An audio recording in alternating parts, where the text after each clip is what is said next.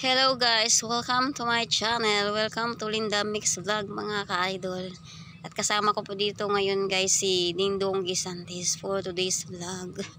Parang nasa ano siya guys, nasa Palawan. Tingnan nyo mga ka-idol. Nakaiga siya dyan. Parang ano lang siya.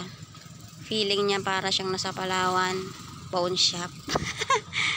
Meron po kasi kaming ano dito guys, pahingaan tuwing tanghali sa ilalim ng puno ng mangga. Ito po mga ka-idol yung nilinisan namin nakaraan. Pinakita ko po sa inyo nakaraang araw. Malinis na siya mga ka-idol, hindi na siya masukal. Ayan po.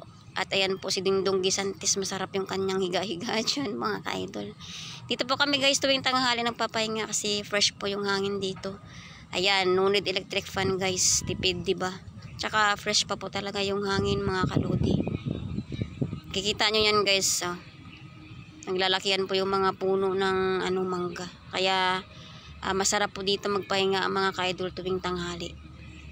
Fresh air. Ayan. Malinis na siya guys.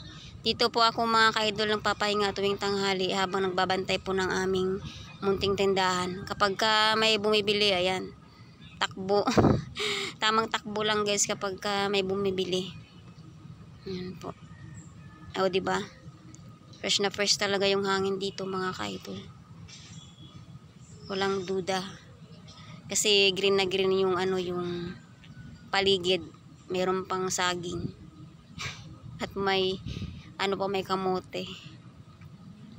Tanaw lang din dito guys yung kalsada, ayan. Rough road yan mga ka-idol. Hindi siya maputik ngayon guys kasi tirek na tirek yung araw ngayon. Ayan po, mainit ngayon mga ka-idol, kaya dito kami sa labas ng papahinga. Yan, kung makikita nyo po, mainit ngayon yung panahon ngayong araw. Tanaw din po dito guys yung bundok na yan, yung magandang tanawin na yan. Diba? Habang nagpapahinga, ang katanaw mo yan mga ka-idol.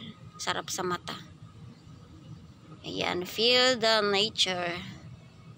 Ayan. Sarap sa guys sa mata yung ganyan yung nakikita. Diba, green na green. Yan mga ka-idol, ang aking update for today's vlog. Dahil wala pa po tayong masyadong update mga ka-idol. Kapag no update, alam na, no kita. Maliit pa lang yung kinikita ko dito guys dahil di pa naman ako sikat. Kaya sana marami pa po ang mag-like, comment, and share sa aking mga videos. Kasi malaking tulong po yan sa aking mga ka-idol. Ayan, once na mayroon pong mag-comment, like, and share, subscribe, malaking tulong po sa akin yan guys. Kumikita po ako dito kahit hindi pa ganun kalaki.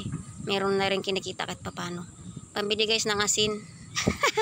Asin magic sarap. Tinapay, tuyo. O diba?